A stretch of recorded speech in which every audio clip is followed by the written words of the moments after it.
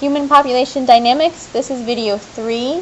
This will be slides 44 through 66. So I'm going to go ahead and skip ahead to slide 44.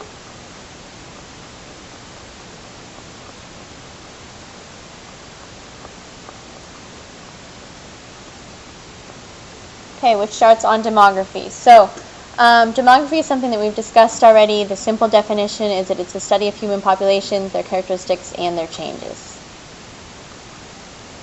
We've talked about the baby boom a lot already. Anything that causes a population to grow uncontrollably is a population explosion, and the baby boom is a really good example of that. This happened in the U.S. specifically, all over the world relatively, but especially in the U.S. When men came home from the war, everybody was super happy, and the population jumped through the roof. There were a lot of children born right after that. Exponential growth is the growth of a population that increases by a fixed percentage of the whole in a given time. So the trick here is to look at the difference between the growth rate, which is fixed, and the population growth, which is exponential. So if you're looking at a graph of population, you'd see that nice J-curve that we're talking about for exponential growth. But notice here in an exponential curve, the rate of increase is fixed over and over again as time goes on. It's the growth that is exponential. This gives just some pictures showing you some examples of this population explosion and how different people deal with it. So rather than growing and expanding and spreading out as we have in the past, now we are really living on top of one another and having to grow up and expand upwards as opposed to outwards. And that's made a big difference as far as medical history, food availability, personal hygiene, standard of living. All of that is down a little bit if you're crammed in so close to people.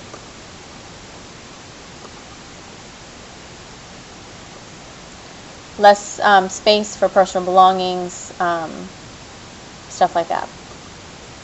Okay, Malthus is someone that's discussed in a little bit more detail in your textbook, but I wanted to make sure that you had the basic idea of his philosophy down here in your notes. He talks about diminishing returns, and he says that the population is expanding because of increased wages, increased standard of living. So you have this increased standard of living, and that leads to an increase in population, excess reproduction, specifically in the working class. And then he predicted in the future that what would happen is that you'd end up having a labor surplus. This is where we talked about that age structure becoming so important in looking at your working class. If you have a whole lot of working class, that's actually going to have just as negative of an impact on the economy as a shortage of labor would. So if you have an excess labor, wages will fall, which means that a specific minimum wage, etc., wouldn't be able to be above subsistence, which means that people wouldn't be able to survive on it. So therefore, standard of living will go back down, and you would have increased starvation, increased disease, and increased crime because of this lower standard of living. His idea of the limiting factor, we've talked about the carrying capacity in reference to the human population. His idea of the limiting factor for that was the food production. If we don't have enough food able to be made and distributed to people, then we're not going to be able to survive as a population. So that's going to be our limiting factor in his mind. So it doesn't matter how much technology or medicine or whatever we do, if we can't feed everybody, we're not going to make it. Biotic potential is the maximum reproductive rate of an organism, and this gets kind of mind-boggling if you really think about it. The example here is a common housefly. So if you think about it, a housefly lays 120 eggs in every generation, every egg lay. So if all 120 of those eggs survived and went on to make 120 eggs of their own, that means that in 7 generations you'd have a whole lot of flies. I'll show you so you can see that. However, limiting factors are what stops that. Okay, we know that all 120 of these eggs are not going to survive. We know that this is an R selected species, in which case most of these, they have a lot of offspring because most of them are not going to survive early mortality. So it's those limiting factors that kind of control. But the biotic potential simply talks about how many people could you possibly have. So if you were to think about it from a human perspective and apply this to human populations, human beings, the average human female starts her reproductive life somewhere around 15 to 16 and ends her reproductive life somewhere around 45 to 50. Some women a whole lot more, some less. But approximately, that's a 30-year span. And again, hypothetically, that woman could have at least one offspring every year. Some women even drop down and every 10 months or they're pregnant again, but that's just crazy.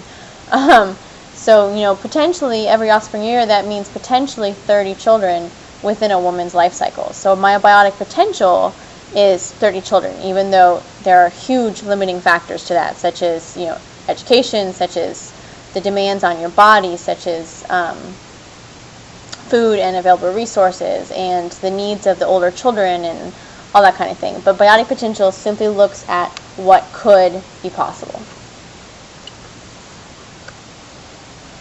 Okay, so some of the predictions from top analysts, scientists around the world right now is, again, that food is that limiting factor. If we continue to grow, we continue to increase the life expectancy, food is going to be our problem. Available space is going to come into a close second. We're going to run out of food and space, and therein lies the problem. Some people think that, the growth will be slowed, we can't reproduce as fast as other animals, we have more education, so on and so forth, but these are the two big limiting factors. Food and space are the two big limiting factors in human population right now.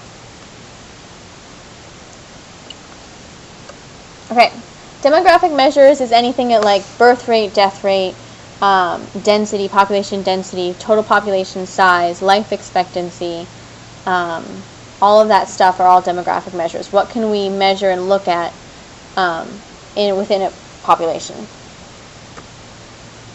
So a whole bunch of definitions for you, and you should be pretty familiar with most of these already.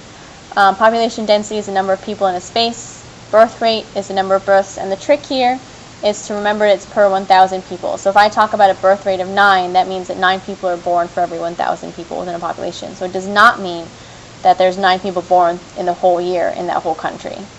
Death rate, again, same thing except number of deaths per year, and it's per 1,000 people. Okay, so the factors that affect death rates, this is, if you think about it, a lot of common sense. I mean, what is going to cause people to die? Your death rate will decrease if you have more food and that food is distributed better. People won't starve and therefore will survive. So that's a decreased death rate.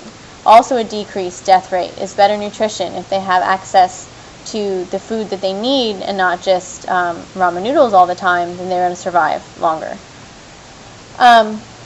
Improvements in medical public health, technology, all of that stuff that we've talked about already a lot. Access to immunizations is a big one. Antibiotics is a big one. So what kind of medical care do they have? All of these, the better it is, the lower the death rate. Again, improvements are going to lower the death rate. Sanitation and personal hygiene. We know to wash our hands after we go to the bathroom. We know to wash our food off before we eat it. We know to cook it. All of those types of improvements have made a big change in life expectancy if you look at our population now versus our population, say, in the 15 or 1600s.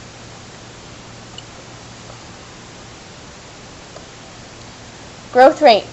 Growth rate includes the birth rate, the death rate, the immigration, and the emigration. So the formula that I want you to use for that, again, pretty much self-explanatory. The growth rate of a population is equal to the birth rate plus the immigration, birth rate plus immigration, minus the death rate plus the emigration. Okay, so it's all the people in minus all the people out is how much we're growing. Doubling time we'll talk about in a minute. It's the time it takes for the population to double the number of people.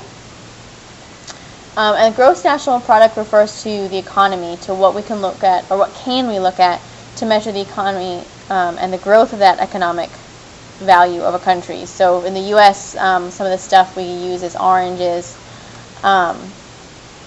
Economy is not my strong suit, so that's the first example that comes to mind. But there are a whole lot more. Gold, obviously, stuff like that. Immigration is the number of people into a country. The way that I keep track of it is immigration is into the country. They all start with in. Emigration is out of the country.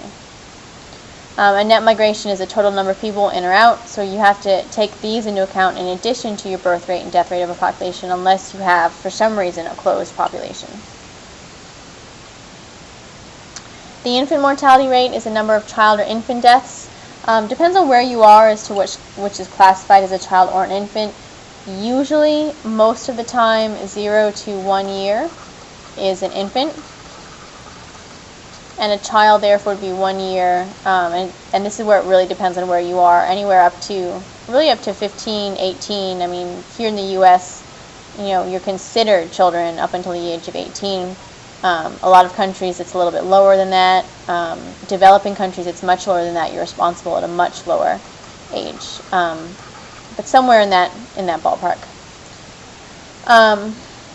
And remember, this is something we've talked about before. We saw on that video that if a mother is living where there's a lot of her children her infants will not survive, we know that she tends to have more children to make sure that some of them reach adulthood.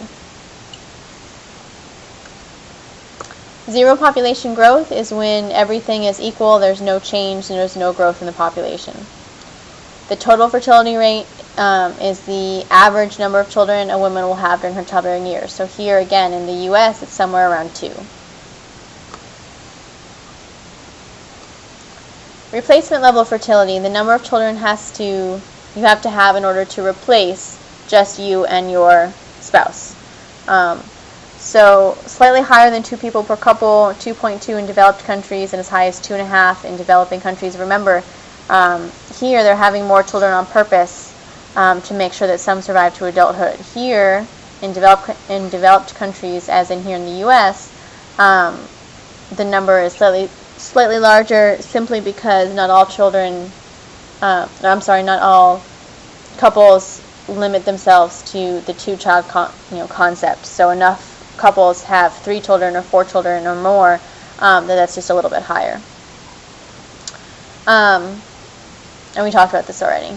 Greater in countries with a higher infant mortality rate. They have to have more in order to replace themselves. That's why this is higher. And age structure, we spent a lot of time on this already. It's a percentage of the population in each age level in a population. Generation time is the time it takes for one generation to pass. And this is not a set number of years. I can't say that our generation started in 1980 and went to 2000, because it depends on how you look at it. I'm actually probably about halfway in between your age and your parents' age. So does that mean that I'm in your generation or their generation? It's really more a look at the culture, look at the ideals, beliefs, economy, all of those types of things of the individual, and it's really kind of an individual thing. A lot of it has to do with the family. You look at the family that you're in. So for example, you could say that most of you are in the same generation because you're all about the same age, your parents are all about the same age, your grandparents are all about the same age. I'm kind of in a different generation because I and my friends are all in one age. My parents are all their parents, and my parents are all in the same age. So it's kind of a little bit different. So you generally refer to a generation time as within a single family or a group of families. Okay, so here's that formula that I gave you a little bit earlier, that birth rate minus death rate and immigration minus emigration. It's all plus and minus, doesn't really matter how you look at it.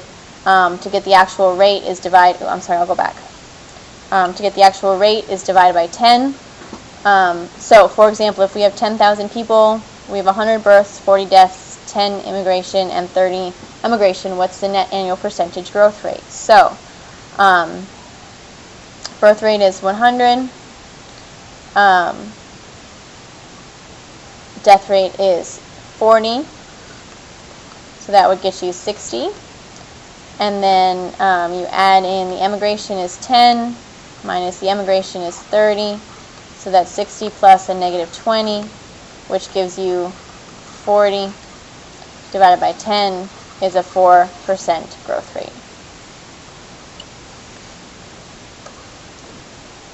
Looking at the population again, you guys should really know for your, I'm not going to ask you a lot of specific statistics, but you should really know that China and India and the US are the 3 highest populations. Okay, China, India, and the USA are 3 of the highest populations in the world right now. So last slide already, actually. The rule of 70s looks at the doubling time for population. How many years will it take for population to double? So it gives you a different daily versus yearly. However, remember that you won't be able to use calculators on your test, so I really want you to focus on this 70. It's easier to do the math with whole numbers, and that's going to get you close enough that you're going to be able to look at the multiple choice answers and get a really good estimate to choose an answer. So extra credit on your last quiz grade for whoever tells me the correct answer. If a population of a country grows at a rate of 5% a year, the number of years required for population to double is what? So extra credit for anybody that tells me the correct answer to that in class. And I think that is it. So we're going to stop there. This is the end of video 3.